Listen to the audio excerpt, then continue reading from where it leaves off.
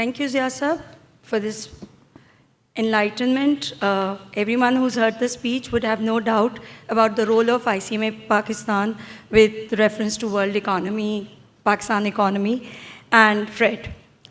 FRED could not have been conceptualized without the support of our partners, the South Asian Federation of Accountants, and Dr. Subodh Kumar Karn would enlighten us about what FRED brings to the table and how the topic of today's FRED affects our region. Mr. Subodh Kumar Karn.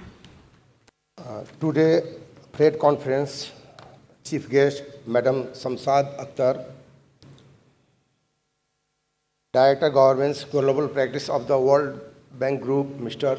James Brahmi, World Bank of Country Director, Pakistan, Mr. Elango Patachumuntu, President of CAPA, Mr. Manoj Fernandez, President of Icap, Mr. Riyad Chamadia, President of ICMA, Pakistan, Mr. Jia Awan, representative from World Bank, President APA, Mr. Kon Ing Tong, World Bank's representation Ismailia Krisi, President of SAFA member bodies, past president of SAFA, distinguished guests, and all others, ladies and gentlemen. I warm good morning to you all. It gives me immense pleasure to be standing in front of you all in this third forum, and it's even more satisfying that SAFA members are hosting these grand events. I would like to extend my gratitude to the Institute of Chartered Accountants of Pakistan and the Institute of Cost and Management Accountants of Pakistan for hosting this event with support of World Bank Group. As we all are aware that economic growth and financial development are closely tied to the accountancy professions. Proper coordination among them is a must, and we see many conferences being organized throughout the globe, highlighting the importance of this. In fact, financial development is the cause of economic growth in terms of short-term dynamics, whereas economic growth sustains financial development in the long term. Based on the global findings, it is necessary to launch reform program in the financial system to consolidate at the improve the efficiency and effectiveness of the financial system, as well as tackle the emerging changes. Thus, consolidation of the system is not only for the positive reinforcement between the economic growth and the financial development, but also for the post-crisis resilience and sustainability. The crucial role of the financial sector in the process of economic development and growth is widely acknowledged by the scholar and policymaker, and they have also advocated for the active role of accounting professionals to make this come and true. Over the past 2 decades, several countries have liberalized their financial sector and have implemented various financial and structural reforms where the role of the accountant could not be ignored. In some advanced service economics, the liberalization process and the implementation of financial reforms have shown their effectiveness to bolstering economic growth, and the financial sector has become a lifeblood of the economy.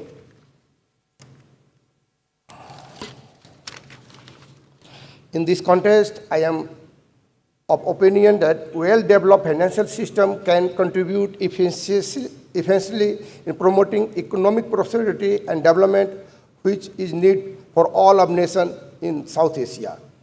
With this, I would like to conclude, and again, thanks for Icap and ICMA Pakistan for organizing this forum, and I wish them great success. Thank you.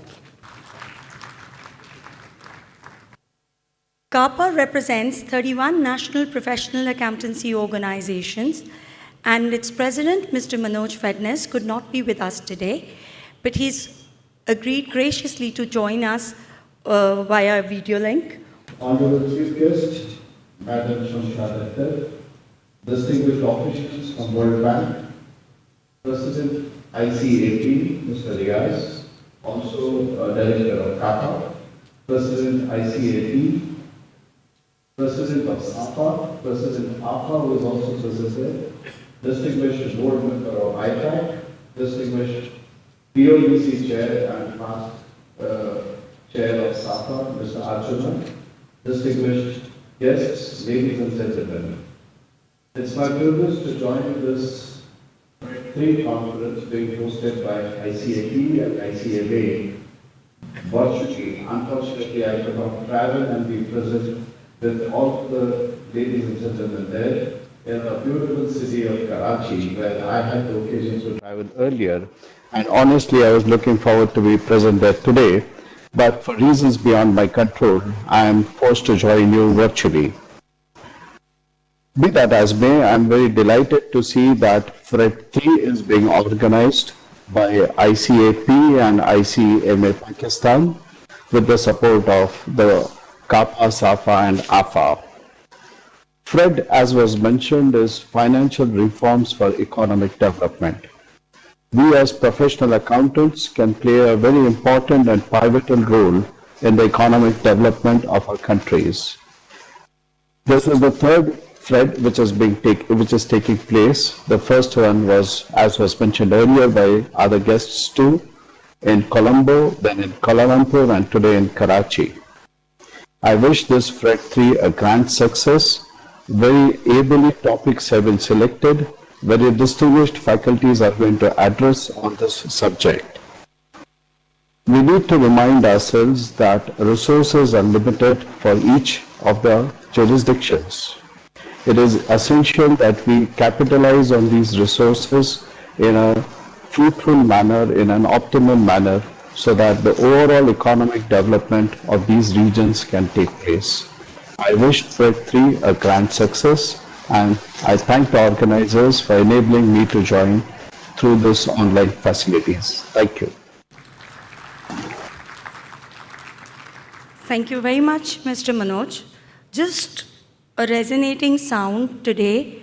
All three FREDs have been held in cities where it's pronounced with a K: Colombo, Kuala Lumpur, and Karachi. Before we invite Mr. James Bumby to deliver the keynote address for today's conference, I would request all our participants to log into the Slido app, accessible via the link flashing on the screen. Can we have the link, please? Yes. There are 2 e-polling questions appearing there. I would please request you to take a minute and log in. The event code is FREDPOLL1. FREDPOLL1 is the code for the poll.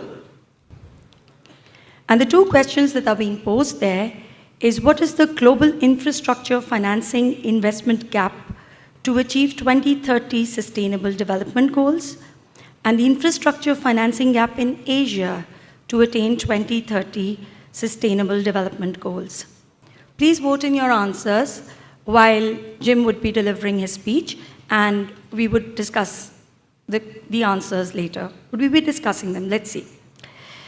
I would now invite the keynote speaker for the conference, Mr. James Brumby, Director of Governance, Global Practice, World Bank, to talk about World Bank's agenda with respect to expanding finance for growth, governance, development, and role of the profession. What you can't see on the screen, as far as James is concerned, I just got to know that he was a bass guitarist with a band called Panic Button. I'm learning some very, very strange facts today with regards to my keynote speakers and participants of plenaries. James, can we have you on stage, please? And a round of applause for him. He's probably used to a lot more being a bass guitarist. Well, good morning, everybody. I should add that I'm not a terribly good bass guitarist, which maybe that's why I'm the Director of Governance in the World Bank. Let me begin with some formalities. The President of the South Asian Federation of Accountants, Dr. Subodh Kumar Karan, the President of the Institute of Chartered Accountants of Pakistan, Mr. Riaz Rahman Chamdia, the President of the Institute of Cost and Management Accountants of Pakistan, Mr. Zia Mustafa Aman, my former colleague, former Finance Minister and Governor, Shamshad Akhtar, good morning to you, and virtually the President of the Confederation of Asian and Pacific Accountants, Dr. Manoj Vadnas. Prominent speakers, moderators and panellists. Sponsors, I think we should mention them, Parco, Mizan Bank and Wemite. So I'd like to begin just really by acknowledging, well, first of all, I thanking the Fred 3 organisers for inviting me as a keynote speaker today at this august gathering and timely topic, expanding finance for growth, governance and the role of the accountancy profession. It is a substantive topic, so I will be speaking quite substantively. I hope you are ready for that. I'm pleased to be here in Karachi, known, I gather, as the City of Lights and the economic backbone, really the throbbing heart, I think, of the economy in Pakistan. And I thank everybody so far for their courtesy and hospitality. Last night's show, I think, did a great deal to present Pakistan in a very dynamic, colourful and attractive way. I thought the dancing, both classical and folk, was superb, a beautiful display of colour, movement and light. And of course we do wish Pakistan very well on its new journey under the leadership of Imran Khan. As I did last night, I'd like to thank the accountancy profession in this region for being at the forefront of development and continually exploring ways of strengthening the profession to meet really quite strong new demands, supportive of the development outcomes in the various countries within this region. This biannual FRED forum is, I think, testimony to this commitment, and the World Bank is very pleased to be part of this noble journey. And a special thanks to the hosts of the FRED Forum 2018. In sharing some time with you today, I did say it would be substantive. I would like to address three separate but interrelated themes. The first one is, what is the nature of the development challenge facing the globe, and how is the World Bank responding to this? We refer to this within the World Bank as moving from billions to trillions, and we associate it with the idea of mobilising finance for development. Second, I would like to focus on our perspective concerning governance reform as being a key ingredient in uncorking the bottleneck for mobilising finance for development. And then thirdly, I'd like to share some thoughts about the contribution, the very specific contribution that the accounting profession can make in this area. Can I just check that I can be heard satisfactorily? I'm a bit unsure which speaker I'm meant to be speaking into. Bass guitarists often, play in the quiet speaker at the back, but okay. So the development needs of the world, as it sets out to achieve the Sustainable Development Goals, cannot be achieved through the deployment of development assistance. That's very, very clear. In fact, two other sources of finance are fundamental to this quest. Countries' own revenues, own revenue mobilisation through taxation and the like, and the mobilisation of private sector finance. In the bank, we've oriented a lot away from thinking first about official development assistance into, first of all, stimulating the country's own revenue, and then to assist in the process of mobilising finance for development. So in the world of domestic resource mobilisation, the bank now has about 120 staff working globally on tax policy and tax administration issues. We have more than 600 active programs involving analytical work, lending operations in more than 100 countries. We have, together with others, championed the development of medium-term revenue strategies, including here in Pakistan. And we're generally orienting around the idea of getting every country in the world to have a tax GDP ratio of at least 15%, We've also invested, I think, a lot of effort with our colleagues at the IMF, the OECD and the UN to attack gaps in the international taxation architecture. The world wants, we believe, a fairer tax system which supports development, encourages investment, but also, and this is really important, helps protect the weak and the vulnerable. We are together working on that objective. There is a lot to be done. For instance, the tax cap, I think, as many of you would know, here in Pakistan is estimated around 10 percentage points of GDP. We believe that we are seeing success, but as we know well, increasing tax take does take a lot of time. It requires an investment in institutional capacity as well as overhauling tax policies. In fact, I have to leave here today at about 11 o'clock, I'm sorry to say, as I'm travelling to Islamabad to meet the new chair of the FBR, Mr. Janzeb Khan, to continue the discussion between the World Bank and Pakistan. Taxation, of course, is not only important for mobilising resources for government, it's also important to the quest of mobilising private finance for development as well.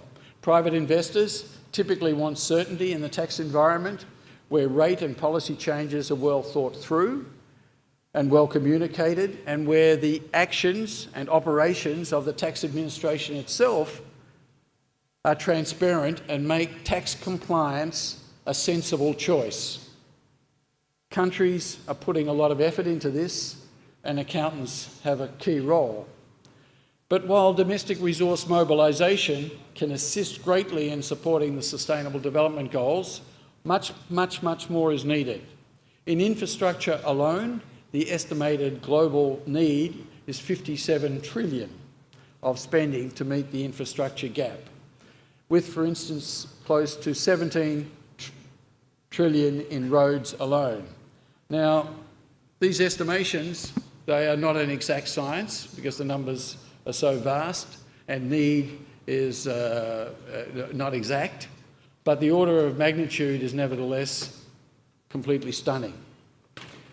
With many countries having increased their debt in recent years and having growing obligations associated with the ageing of their populations, the actual outlook for strengthening their revenue positions and along with it an increase in fiscal space actually looks not all that favourable. In this context, the multilateral development banks have been asked to do what they can to help the efforts at domestic revenue mobilisation on the one hand and the creation of fiscal space through more efficient spending. But importantly, in addition to this, we've been asked to work with countries to catalyse private investment. In the bank, we refer to this as MFD, or Maximising Finance for Development. So MFD in total is part of what's, I think, reasonably described an ambitious multilateral development bank effort agreed through the G20 and articulated by the principles known as the Hamburg Principles, which sets out our collective strategy for crowding in private sector finance for growth and for sustainable development. Aside from recognising the importance of country ownership, these principles include supporting the country's investment climate, market liquidity and project management capabilities and governance, prioritising commercial finance and pursuing cost-effective, non-government guaranteed financing, and contributing to the optimal use of scarce public resources. The MDBs, as a group, have committed to collectively increase private financing mobilised by 25 to 35% over the next 3 years, and we are to review and strengthen internal incentives for crowding in private solutions. So as part of that, part of looking internally, this means our teams are asked to first evaluate and advise clients whether a project is best delivered through sustainable private sector solutions with limited public liabilities. If that is not feasible, teams are then asked to consider where the World Bank support for an improved investment environment, for instance, improved creditworthiness or risk mitigation, could help. If neither option is available, then and only then is the use of public and concessional financing encouraged. At the moment, about 20% of the World Bank's operations for the just completed year, FY18, are considered to be MFD enhancing.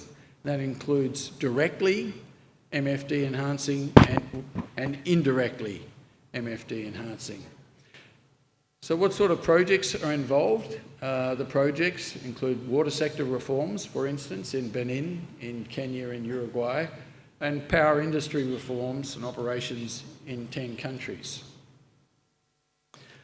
I think that one of the riddles or concerns about this whole topic is that there is adequate private finance available in the world. There is, in fact, not really a shortage. When we look at banks, investment companies, sovereign funds, public pensions, infrastructure funds, there's well over 100 trillion available. But these funds seem to find it hard to match themselves with the public need. So while we are doing our bit through our operations and supporting through a number of analytical products, might there be other factors to act as a barrier to mobilising finance for development? Our work suggests that the quality of governance is a major determining factor in the preservation of this gap between demand for financing on the one side and the supply of that financing on the other side to meet that gap. For this reason, we believe that improving governance can be a key aspect for decorking the bottleneck around the quest to maximise finance for development. Accordingly, we're looking at developing something tractable, 10 governance principles associated with maximising finance for development. So I just want to very quickly go through some aspects of them and relate them to the tasks of the accounting profession.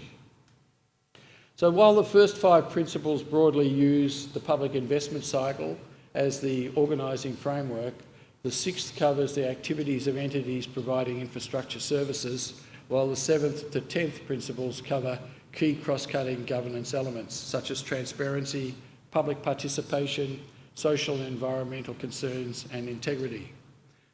In our view, the profession has a role to play in many of these principles. For instance, it's well documented that accountants and accountancy have important roles to play in garnering a robust planning framework, as in fact was alluded to already this morning, which accords appropriate weight to the accuracy of estimates and understanding the financial implications to determine affordability. They're covered in principles 1 to 3. Similarly, the mechanisms of value for money consideration requires on accounting input. Of market-based transactions, which is principle 6, accounting input. Of operations and maintenance, again, accountancy essential. That's principle 5. All of these rely to an extent on the role of the profession in government, but also the role of the profession in the private sector. Principle 7, concerning transparency across the cycle, and Principle 10, about integrity being incorporated, clearly require accountants playing important roles. Accountants do carry a baton of transparency and have direct responsibility towards investors in their capacity as external auditors, chief financial officers, as well as internal auditors. They can reinforce integrity by having financial statements giving a true and fair view and applying the appropriate international standards. Similarly, sound risk management, internal auditing practices, as well as robust internal control frameworks, external audit and oversight, robust reporting standards associated and ethics are crucial underpinnings to protect and promote the integrity of our financial systems and our practices. South Africa, I think, for instance, has moved to full adoption of accrual accounting under international financial reporting standards since 2005. Some South African entities and metropolitan cities are successfully raising bonds for their public investment plans, and their fiduciary reporting practices are very significant in the way that the market looks at their credit worthiness and the way that they are likely to manage risk. Reflecting, I think, a wider concern for narrow finances, Principle 9 calls for measures to promote social and environmental sustainability being implemented also across the investment cycle. We know that integrated reporting and sustainability reporting are key tools towards this end, and these concepts have done a lot to revolutionise reporting and to increase the relevance, I think, of the profession to very real social and environmental concerns. In fact, it was gratifying to read yesterday, flying over in the newspaper, that a Sri Lankan company has been awarded the contract to assist with the production of the annual report of the Global Integrated Reporting Regulator, the London-based Integrated Reporting Council. Projects require risk management. Accountants are trained to have an integrated behaviour towards risk management via objective measurement, analysis and assurance, which underlie good decisions. Risks are often seen differently depending on where you sit, but one thing that the accounting profession brings is a similar framework to looking at risk wherever you sit.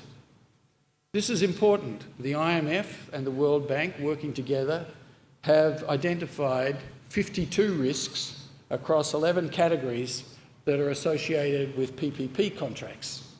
Accountants can and should be at the forefront in advising decision makers and risk management. This is another case, I think, where South Africa is really at the fore. They really have attached enormous importance to risk management in public financial management. In order to improve the maturity level of risk management from the current level, 3 out of the maximum maturity level of 4, the Treasury initiated the integration of risk management practices to be aligned with strategic planning processes. When one talks to folks from the South African Ministry of Finance and Treasury, risk management is very much part of their consistent framework. The Indonesian government, also having recognised the important role that internal auditors can play in the risk management in the public sector, established National Internal Audit Institution, and that's leading the implementation of the COSO-based government internal control system in all line ministries. The strengthening of the Indonesia's internal control processes, I think, was directly related to their ability subsequently to produce financial statements which were the first time free of audit qualification. That's an important milestone in the quest to secure investors' confidence. Financial statement audits, essential to helping capital markets function effectively and with confidence, are helping today's governments and business leaders improve the performance and operating processes. According to a new Deloitte survey, almost 3/4 of highest level executives in senior management and 91% of audit committee members who responded agree that audits of financial statements identify opportunities to improve business performance. So a question to you: is it of concern that core financial auditing seems to be accounting for a smaller share of the overall activity in the public sector, even in jurisdictions where there are delays and quality issues with reporting? That's an open question. Perhaps this is a question, or this is a consequence of a needed change in orientation. Accountants are stepping up to the challenge of a new agenda around private finance for development by adopting things like good governance codes or similar, some of which we heard about this morning. And we recently saw accountants come together, for instance, in Panama City to create the Panama Accord, which is designed to leverage private sector partnerships with government. The Accord is organised under 3 key heads, being improving quality and transparency of fiscal and financial information, strengthening accountability, and enhancing stakeholder collaboration. But it was the proactive measures of the accounting profession that has put forward the Panama Accord. In the case of Sri Lanka, the Institute of Chartered Accountants issued the Code of Best Practice on Corporate Governance jointly with the Securities and Exchange Commission, for listed companies, including some state-owned companies. Similarly, it's encouraged to see that Icap and Icap has worked with Securities and Exchange Commission of Pakistan to introduce Code of Corporate Governance for public sector entities. All this suggests that accountants are intrinsic to the pursuit of the governance objectives around mobilising finance for development. But can we go, in fact, much further and ask whether further opportunities exist for the profession to support this agenda, to turn the notion of billions to trillions into reality on the ground, into inclusive development which continues to lift millions out of poverty. From the World Bank point of view, we believe that there's a very significant role that the professional accountancy organisations can play in directly facilitating these development efforts and endeavours. A strengthened accountancy profession, supported by sharpened skills, would want to see more harmony between the public and the public sector standards.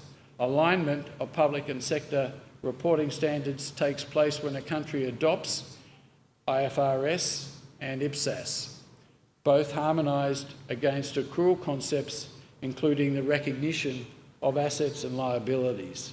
It follows that the benefits of accrual accounting and enhanced financial disclosures are significant and directly related to the increase in private sector participation financing of national development programs. Logically, it makes a lot of sense for wherever there is a commonality of transaction that the treatment is very similar in the public and private sector. I think the benefits of global standards are well documented, and perhaps there's no profession more than the accountancy profession that has been at the forefront of embracing that. So these benefits include encouraging transparency, easy comparison on transactions that cross borders and jurisdictions and sectors. They remove translation and reconciliation costs. They improve the ability of all companies to attract capital from a larger pool of finance investors, which drives down, or should drive down, the cost of capital, and it reduces the opportunities for regulatory arbitrage and tax base erosion and profit shifting. At the very least, it is beholding onto the profession at country levels to aspire to the adoption of accounting and reporting standards that recognise all assets acquired, constructed or developed in terms of PPPs before and upon entering into an agreement, and the appropriate recognition of liabilities and disclosure of contingent liabilities. Of course, accountancy bodies in the region have been active. For instance, the Malaysian Institute of Accountants played an active role in supporting the government's move to accruals. MIA, as it's called, was an active member of the Government Accounting Standards Advisory Committee in Malaysia and shared insights on the application and implementation of accrual-based accounting standards. The Institute of Chartered Accountants in Sri Lanka established a public sector wing and embarked on issuing jointly with the Ministry of Finance accrual-based accounting standards closely aligned with international standards, enhanced training and capacity building on public sector reporting, creating greater awareness of and capacity to implement the public sector accounting standards, and pilot testing these standards in a number of key entities. But quite frankly, in many places, for too long, the public sector accounts have provided a hiding place for undisclosed assets and poorly recognised liabilities and undisclosed contingent liabilities. In the past few years, a Swedish author, Dag Detta, has received a great deal of acclaim for making a very, very simple point.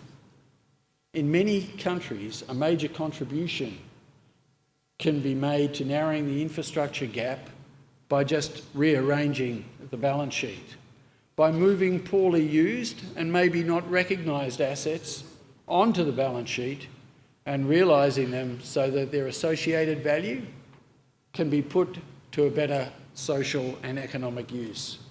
But to do this, the first step is really to have the assets registered and to have them valued. Work in a number of countries suggests now that this task is getting easier rather than tougher, which I've got to say is not the way everything goes in life. New technologies, including satellite imagery, can be deployed to identify assets so that the accountants can perform these roles more easily. It's possible, more possible, to leapfrog, to apply these technologies to move ahead more quickly than before.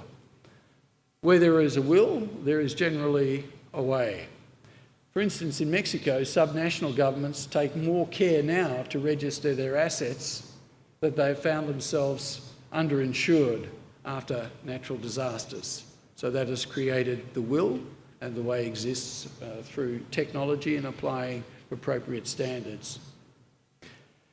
So it's great when technology and initiatives move in the same direction. When New Zealand ignited the government accrual flame 29 years ago with its path-breaking Public Finance Act 1979, it was unclear if other countries would react. Initially, with take-up in the most developed countries only, accruals are now spreading. According to Icap, 25% of governments now report on accruals, but this will grow to 65%, so from 25% to 65% within 5 years. This is important. And if your country does not propose to move into the accrual world within 5 years, it will be considered a laggard. In fact, only 17.5% of countries will be on strictly cash in 5 years' time, with the same number transitioning to accruals. Well, I think that adds to 100. 17.5 on cash, 17.5 transiting to accruals, and 65% on accruals. In my mind, one of the true benefits of adoption of common practice across the public and private sectors is that it removes one of the artificial barriers to movement of accountants between the public and private sectors. My own experience in New Zealand, where I happily spent 4 years, suggested that this was one of the somewhat unidentified or unforeseen benefits adopting public sector standards closer to private sector standards. And the benefit, I've got to say, from what we observed, was two-way. The public sector benefited by the embracing of private sector practice, and the private sector benefited from understanding more about the operations of the public sector. So from the New Zealand point of view, I think we ended up with an enriched public sector and enriched private sector, which is, of course, the definition of a win-win. Of course, to do this, it also requires a relaxation on some of the other labour market barriers between the two sectors and a focus on the competencies necessary to be able to fulfil the role of the accountant in both sectors. I think to this end, around the skills, professional accounting organisations, accountancy organisations, have a key role in supporting the public sector to leverage its core strengths. This can be achieved through the provision of professional training and certification, as well as strengthening the nature of the partnership and information exchange between public sector accountants and private sector accountants. So from that point of view, the opening remarks from the accountancy leaders in this region were indeed very heartening. It's all with a view, I think, to building capacity in both sides. Inherent in this is a requirement also that public sector accountants need to shift their focus a little bit from a sort of concept of stewardship more to a concept of development, and to secure the requisite capacity to provide professional analysis of financial options or financing options in order to directly foster development. The Institutes of Chartered Accountants of Sri Lanka, as we heard, Malaysia and Pakistan, have all signed memorandums of understanding with the Chartered Institute of Public Finance and Accountancy, CIPFA, of the UK, to offer the public sector access to relevant courses and explore gateways to professional membership. Strengthening the delivery of professional services in the public sector also requires having skill sets at the technician level. Professional accountancy organisations have a truly key role in offering training to the cadre of accounting professionals by introducing technician-level qualifications, providing intermediary certifications along the way to the professional qualification. They therefore have a duty to support institutions already offering accounting technician training and accreditation. They can, of course, also support the public sector by providing training to SAIs on financial audit, as well as performance and forensic audit methodologies. I would say, provided that they don't crowd out financial audit. And as I mentioned before, risk management, project management, and data analytics are all requirements for managing the public sector, private sector interface for some. These are new or emerging skill requirements and fall somewhat on the role of the professional accountant. These areas could be well embedded in professional accountancy curriculum. Furthermore, ethics is a core value that should, we believe, be articulated in accountancy students at an early stage of study and should be a core part of the curriculum of the professional study of accountants. Sometimes I think with the subject of ethics, unless it's really central and interwoven with everything else that one learns, then it is treated a little bit as an add-on and an act of compliance. There's also a requirement of the IFAC Statement of Member Obligations. Sri Lanka, for example, significantly increased the coverage of ethics when it revamped its curriculum, and students are taught and assessed on ethics across all professional stages. This is what we would encourage. In addition, students who successfully complete the examinations are required to complete an online ethics module prior to application for membership. This will help strengthen the integrity of the profession in the delivery of fiduciary and development functions. I think while these are all areas where the profession can play a general role to support the contribution of the profession to mobilising finance for development, there are some very specific areas as well. I would say taxation is one. It came up at last night's dinner and could be a gainful topic for an entire event sponsored by Fred. I am responsible for the domestic resource mobilisation at the World Bank, so I'd be very happy to talk about it, but I think I've probably just about got to the end of my time, and I encourage a focus very specifically on that topic for a future event. I think, just in summing up, Chief Guest, ladies and gentlemen, the profession plays a general role in supporting a social and economic environment conducive to investment, one which reduces associated risks, and in shaping individual projects. In this, the profession contributes to both the public and the private sectors, and in projects that straddle the two. The cardinal role of the profession is being increasingly recognised. History suggests that finance is often more available than it initially appears, that there is finance available that is awaiting opportunity. I think this is consistent with the figures I referred to earlier. There is financing available and there is investment need. The missing component is the creation of the environment conducive to matching these funds with this need. I hope in these comments today that I've showed that the accounting profession has a critical role in creating the environment where opportunity is converted to reality. So with that, I thank you very much and wish you well for the forum.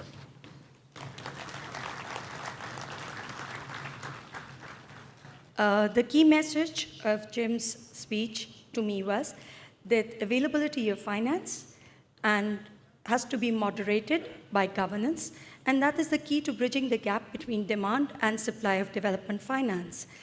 For that governance structure, he's placed an exceeding amount of reliance on finance professionals as they have an attitude of transparency and accountability. I would like to thank James for reposing this trust in us, because here we were thinking that with artificial intelligence, accountancy would be a redundant profession. A couple of questions from the crowd with respect to James' address. Good morning, Mr. James. I'm here. How are you? Thank you very much for your kind visit at Pakistan. Actually, I'm a little bit lonely, to be quite frank. No problem. We are with you always. Okay, my question is this, that how can world accountants suggest to the world leaders in fulfilling global infrastructure investment gap to achieve 2030 sustainable development gaps in Asia and from global perspective? Thank you very much. Yes. So if I understood the question, it was how can the profession influence global leaders? I think that's a question to everybody, right, all the time, is how do we communicate what is important to us and we believe to a satisfactory outcome to global leaders. And of course, the space that global leaders have to consider different perspectives is always congested. So it's hard to get things on their table and presented in a way that they respond to. I really do think that part of the task is to investing at least a bit in communication, but the other part of it is to invest in understanding or research around what the different levels and qualities of the accounting system make to the specific abilities of companies and economies to mobilise finance. So, I mean, part of that is a research objective, but part of it is a communication objective. I mean, from my own perspective, I think the accountancy profession has got stronger and more strident in being able to put a coherent message about what it brings to economies and their effectiveness. So I think the accounting profession is on a very strong base. It just always needs to convert what it does to an outcome which matters. So the outcome that matters that we're talking about here today is mobilisation of finance, but there are other aspects that then mobilisation of finance assists with, such as reducing the infrastructure gap and access, thereby bringing people out of poverty. So I hope that that's a clear enough response to your question. We have time for just one more question. The gentleman there. Assalamu alaikum, all of you.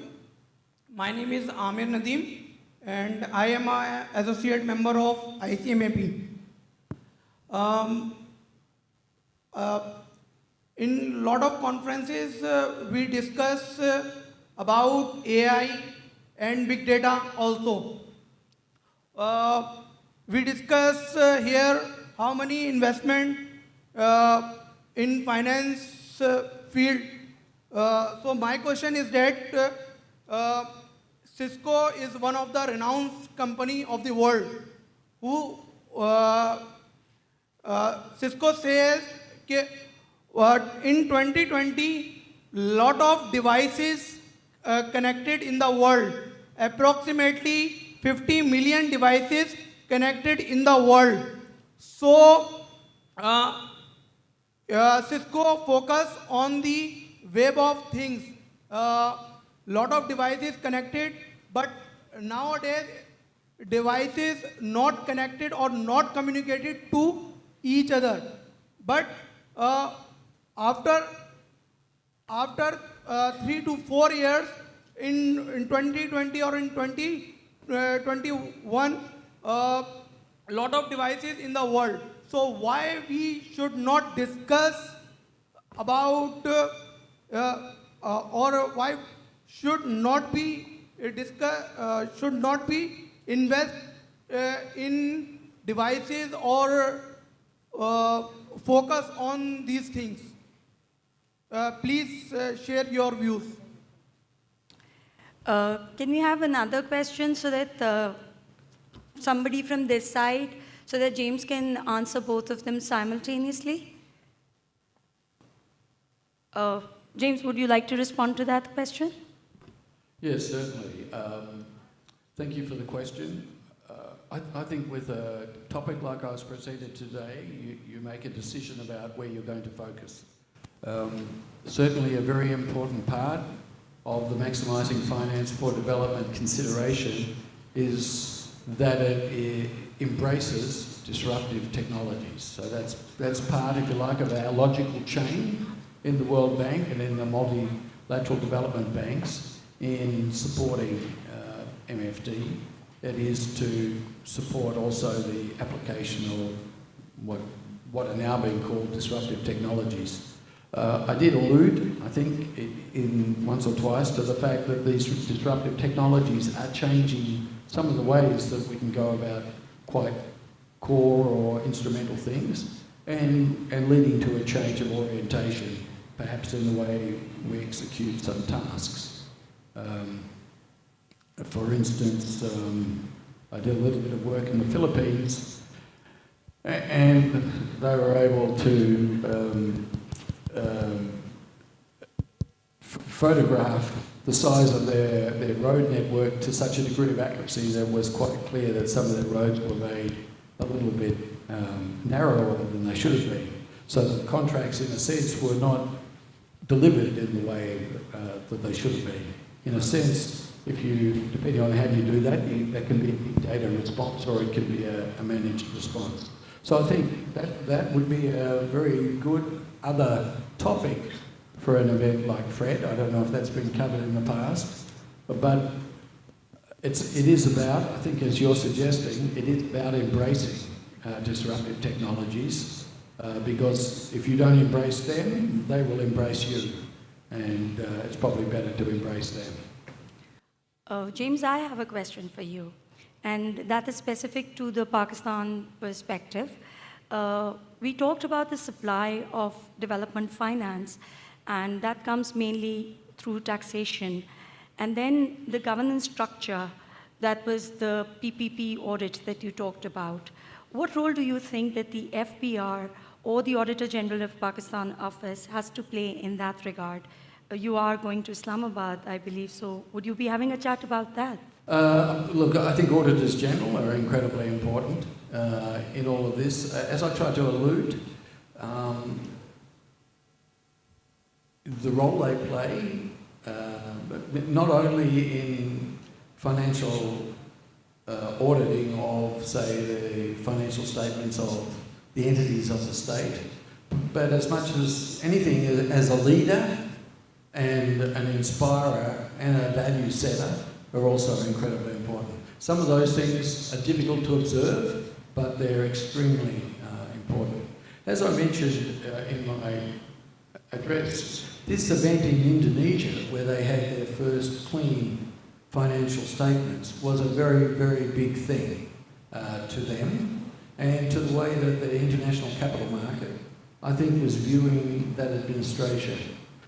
So in that, it's very important that the Auditor General is able to maintain an environment and the standards whereby the audit is robust so that a clean financial statement really means what it should mean, and that it is a true and fair view of the state of the state. That's for a consolidated financial statement, but read down into each individual entity as well. I think it's a difficult job, being Auditor General, and it's a difficult job because it also has quite a lot of profile. But I think the real value to a lot of the audit function is to put management claims of the government, of the entities of government, under the microscope and to determine whether or not that's a true and fair view. There are other things. I mean, some jurisdictions have invested a lot in performance auditing. on forensic auditing. I sort of put them down a level personally from the really strong importance and the value that society gets from the key finance function. He's flown all the way to be here, to be with us today. And while the applause is on, I would like to request both the presidents of Icap and ICMAP to come on stage and present him with a memento. Ladies and gentlemen, Mr. James Brumby.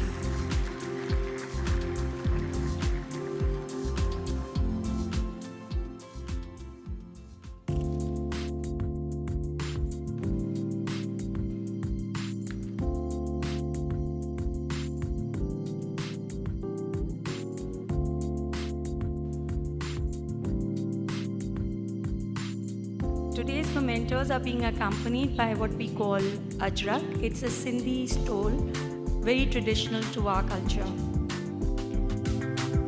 Thank you very much.